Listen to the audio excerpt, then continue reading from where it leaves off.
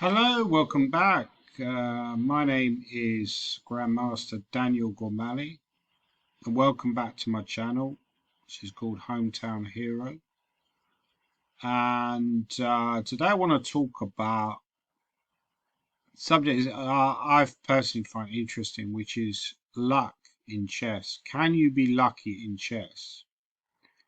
I want to talk about a player called Daniel Fernandez because I think it's quite an interesting player who has really emerged over the last few years.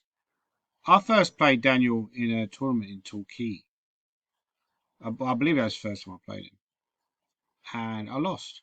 In fact, I don't have a very good record against Daniel. Pretty much every time I played him, I've lost. So that's not good. I think I even lost him in a blitz tournament in Hastings once. That was pretty sad. I think the game went D4, B5 from memory. It's just taking the mickey. But I had a chance in that game. I was worse out the opening in a game in Torquay. But I stumbled. Well, no, I kind of turned that game around, but then, some help from Daniel, I should say, he didn't quite put me away, and then I was actually winning uh, just after time control, but then I started to mess up, as I often do, and eventually I ended up losing because the position then became equal, and then I got tired. I probably should have gone for like a coffee, should have gone to the cafeteria that was situated not that far from the playing hall. Got coffee, got some food, got some energy back.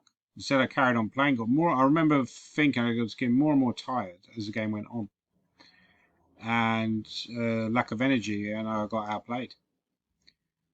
But yeah, I was watching in Daniel's game the other day, and he's playing against a guy called Mercia Emilian Parliglas, or however you pronounce it, from Romania, I believe.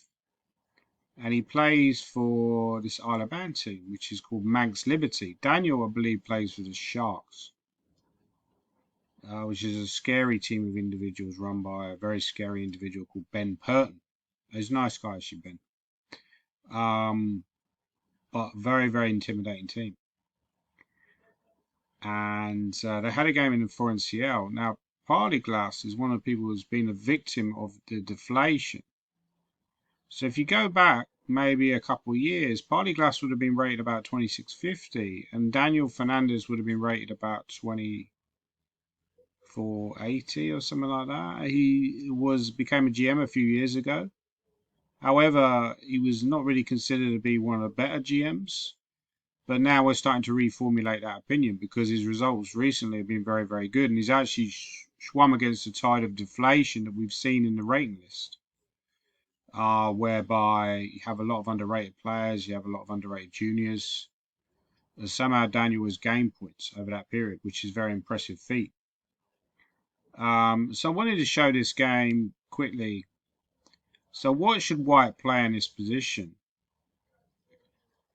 Black has just played his queen to a4. He's now threatening to take on clearly on d1. So you need to do something about that rook. Now, when I analysed it, I was looking again on my phone because I finished my game fairly quickly. I was often doing the Sunday.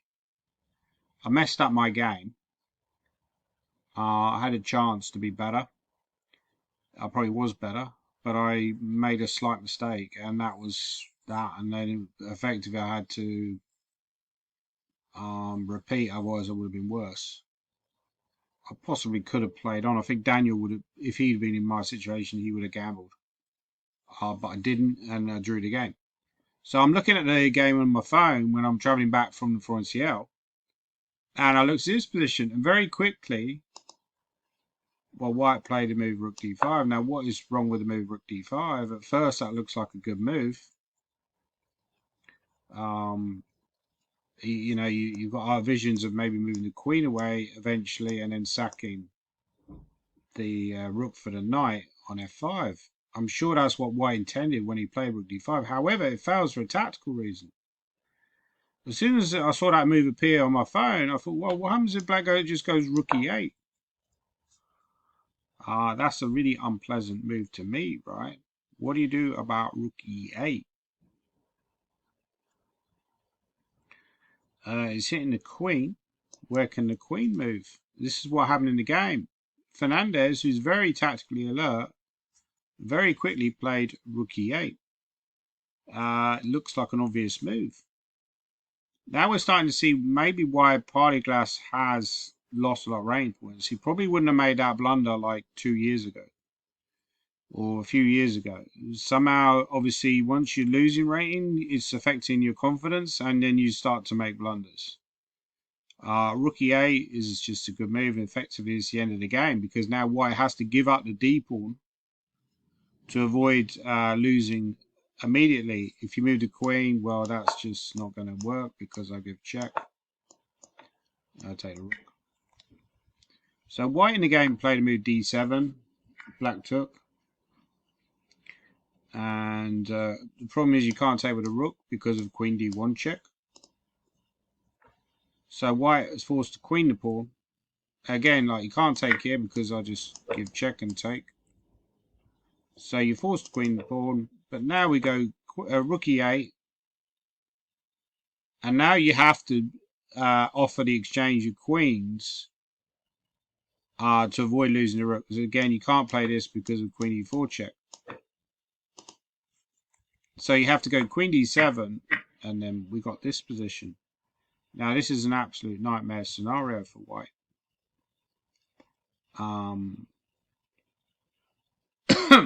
You've lost the pride of your position, which is a d pawn, and you've got into an endgame when you were trying to attack in the middle game. So the initial position, you were a pawn down. But the position is very promising for white. So I was expecting a move like rook d2.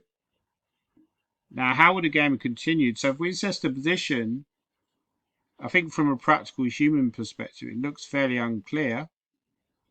However,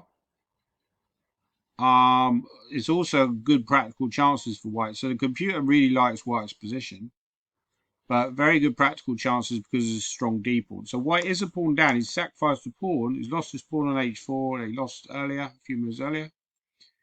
But black is really tied up by that pawn. So a continuation could have been something like queen d7. Now slide the queen into f6. And now black, the computer suggests to me like rook to g8. Now I'm wondering why it doesn't like a move like this, right? The problem is you can't really get very active because if you start to go like rook e6, where you're just going to allow this mate, you can't really move the knight because it's going to allow queen g7 mate. You can't really play a move like queen e6 because then I will start to advance the pawn. And the queen d8 is going to run into queen f7. So a very difficult position to play for black. The rook e8 wouldn't really help much anyway. So rook g8 and then rook d5 is given. And white is very close to winning the game actually. I mean, another move you could consider playing is a move like b3. Followed by king b2. But none of that happened in the game because white blundered. White played rook d5. d7. And we got this continuation. Daniel hoovered up very nicely, actually. So first he defended the f pawn. Now he pushed. So white played a very clever idea, which is king c2. So what he's hoping for is if you push, then I bring the rook back. And that's actually quite nasty because you can't activate the rook with rook e6 because of rook d8 followed by mate. So you're going to lose that pawn, and if here, then here, and then the only way to avoid mate is knight g7. Maybe you're still better because you have rook e6 or knight h5, but it's not very convincing. But instead of that, very clever move, which is just, instead of h3, he just went king h7. And then he activated the king. So again, example of good play, informed player. He's playing the right moves, he's activating the king. He's ready for king h5. I don't think a move like f3 would work because I think you could just probably play g5, right? Well, there's something wrong with that move. Maybe rook e3 actually, because I'm trying to hope for king h5 rook check. It's a bit of a desperate try, but there's also h3 as well. h3 could also be an issue. So white played this. And so I think his idea after bishop d2 was that h3 will run into bishop check, possibly. But it's all very desperate for white now, and Daniel hoovered up pretty efficiently. Very impressive technique. Rook e4. Yeah, and black won the game. Very nice final move. So effectively, you can't prevent knight c6 with a family fork or knight d5. You can prevent. Maybe you can avoid a knight c6 will win material, but the problem is where you put the king. If you put the king on c5, you'll run into rook c6. If you put the king on a5, you run into knight c6. Put the king on c3, you run into rook c6. So white resigned the game, right? Interesting game. So I looked at that game and I thought, oh my God, this is ridiculous. Daniel is so lucky. No wonder he's getting up to 25-40. There's me, I'm playing like super solid, like efficient chess.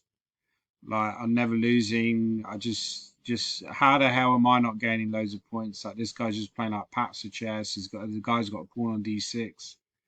But then, when I had a think about it, I thought actually that's just jealousy talking, right?